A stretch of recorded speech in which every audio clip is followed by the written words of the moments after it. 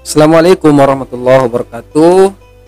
Alhamdulillah, kembali lagi bersama saya Fandi Affan.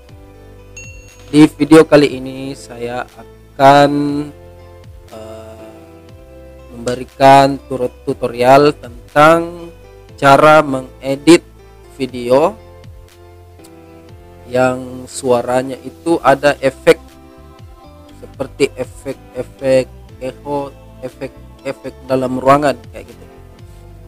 Karena belakangan ini saya mengupload video di Instagram, banyak yang nanya, banyak ada yang DM, "Bang, itu bagaimana sih caranya mengedit video kemudian suaranya itu ada efeknya?"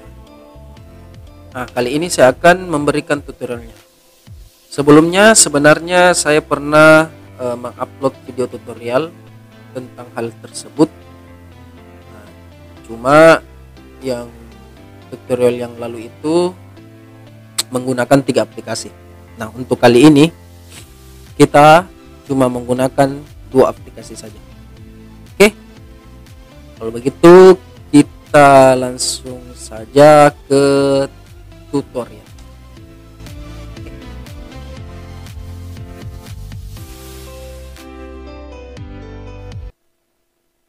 Bismillahirrahmanirrahim.